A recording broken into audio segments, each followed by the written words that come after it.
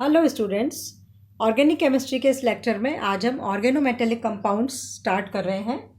Organometallic compounds जैसे कि नाम से आपको लग रहा है कि ऐसे ऑर्गेनिक कंपाउंड्स जिनमें मेटल एटम्स अटैच्ड होते हैं, तो उनको हम ऑर्गेनोमेटेलिक कंपाउंड्स कहते हैं। सबसे पहले रॉबर्ट बुन्सेन द्वारा 1842 में टेट्रामिथाइल डाईआर्सेनिक नाम का एक ऑर्गेनिक कंपाउंड रिकॉग्नाइज किया गया था। इससे पहले जीज सॉल्ट भी किया गया था, लेकिन उसके बारे में साइंटिस्ट को ज़्यादा जानकारी नहीं हो पाई थी।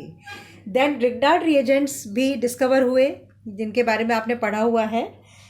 तो ऑर्गेनिक मेटेलिक कंपाउंड्स क्या होते हैं? एक्चुअली कुछ कंपाउंड्स आपने पढ़े होंगे, एल्यूमिनियम ट्राई इथॉक्साइड, इसमें भी एक मेटल एटम है और ऑर्गेनिक ग्रुप है, लेकिन this is not an organometallic compound.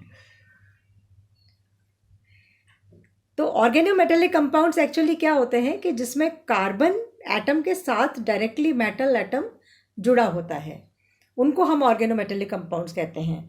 तो जो हमारा एल्यूमिनियम ट्राई इथॉक्साइड है, उसमें एल्यूमिनियम एटम जो है वो ऑक्सीजन के साथ जुड़ा हुआ है, इसलिए इसको ऑर्गेनोमेटेलिक कंपाउंड्स की श्रेणी में नहीं रखा जाता। कुछ ऐसे कंपाउंड्स भी थे जो नॉन मेटल्स थे, जैसे बोरॉन, सिलिकॉन आदि, जिन्होंने ऑर्गेनिक ग्रुप्स के साथ जुड़ के और ऑर्गेनोमेटेलिक कंपाउंड्स की प्रॉपर्टीज़ दी। तो फिर इसकी डेफिनेशन को मॉडिफाई किया गया और ये कहा गया कि compounds having specific properties in which carbon atom is attached to less electronegative और electropositive atom are called organometallic compounds. यानी ऐसे कंपाउंड्स, कुछ विशेष कंपाउंड्स जिनमें कुछ विशेष प्रॉपर्टीज होती हैं, उनमें जब कार्बन किसी लेस इलेक्ट्रोनेगेटिव या कम विद्युत ऋणी या इलेक्ट्रोपॉजिटिव एटम के साथ जुड़ा होता है, उसको हम ऑर्गेनोमेटेलिक कंपाउंड्स कहते हैं। इसमें हाइड्रोजन को हम नहीं लेते क्योंकि हाइड्रोजन इज इलेक्ट्रोपॉजिटिव, पर क्योंकि ऑर्गेनिक कंपाउंड्स बनते ही कार्बन और हाइड्रोजन से हैं, इसलिए हाइड्रोजन को हम इस श्रेणी में नहीं रखते। तो इस तरह से ऑर्गेनोमेटेलिक कंपाउंड्स की डेफिनेशन को मॉडिफाई किया गया। नॉमेनक्लेचर इसका हम देखते हैं।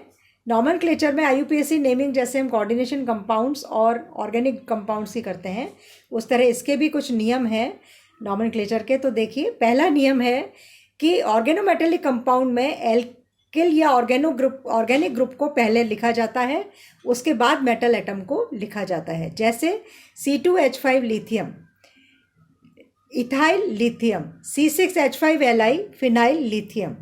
इसमें इसको हम वन वर्ड की तरह रखते हैं, इसमें गैप नहीं होता और दोनों ही ऑर्गेनिक ग्रुप और मेटल को हम एक साथ लिखते हैं, इथाइल लिथियम फिनाइल लिथियम।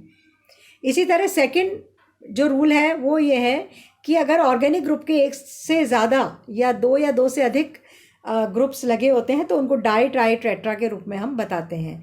जैसे C2H5 whole twice zinc, di ethyl zinc, C6H5 whole twice Hg, di phenyl mercury, CH3 whole thrice Al, tri alkyl aluminium. Third rule है, अगर मिक्स्ड कोई आपका ऑर्गेनोमेटेलिक कंपाउंड है, मिक्स्ड से meaning ये है कि दो तरह के अलग अलग डिफरेंट टाइप्स के ऑर्गेनिक ग्रुप्स लगे हों, तो उनको हम अल्फ़ाबेटिकली ऑर्डर में उनकी नेमिंग करते हैं। जैसे मिथाइल, इथाइल, मैग्नीशियम, ये देखिए इसमें CH3, C2H5 और मैग्नीशियम।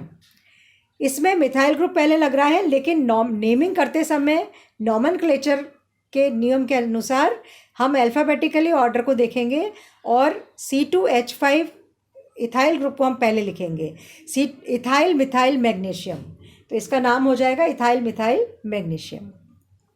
फोर्थ में देखिए, फोर्थ जो रूल है उसमें अगर हाइड्रोजन भी प्रेजेंट है अलग से, तो उसको हम ऑर्गेनिक ग्रुप में तो हाइड्रोजन लगा हुआ है, लेकिन अगर मेटल के साथ हाइड्रोजन भी अटैच्ड है तो हम हाइड्रिडो का इसमें नाम देते हैं और इसको हम अल्फ़ाबेटिकली ऑर्डर में ही हाइड्रिडो को लगाएंगे।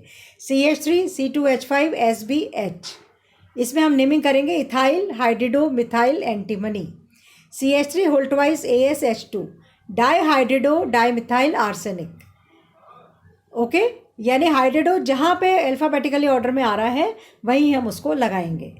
इसी तरह रूल नंबर 5, अगर टेट्रा कोऑर्डिनेटेड या ट्राई कोऑर्डिनेटेड कंपाउंड्स हैं जो ग्रुप ऑर्गेनिक ग्रुप के साथ लगे हुए हैं। तो ट्राई कोऑर्डिनेटेड कंपाउंड के आगे हम ईन सफिक्स लगाते हैं, ENE, और टेट्रा कोऑर्डिनेटेड कंपाउंड्स के साथ हम एन सफिक्स लगाते हैं, ANE। जैसे CH3 SI, tetra methyl silane, this is silicon, तो सिलिकन का silane. C2H5 AS, tri ethyl arsine, C6H5 P, triphenyl phosphine. इस तरह से ईन और एन सफिक्स हम लगाते हैं।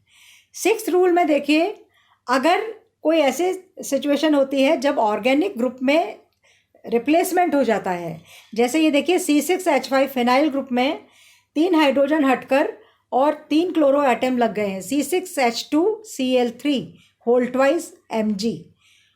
तो यहाँ पे this is 2,4,6 trichlorophenyl. Now the group is not phenyl, the group is 2,4,6 trichlorophenyl. तो क्योंकि ट्राई इसमें अंदर आ गया, इसलिए इसको हम बिस से नाम देते हैं, बिस 2,4,6 ट्राइक्लोरोफिनाइल मैग्नीशियम। इस तरह से इनकी नेमिंग की जाती है जब ऑर्गेनिक ग्रुप्स के अंदर ही रिप्लेसमेंट हो जाता है।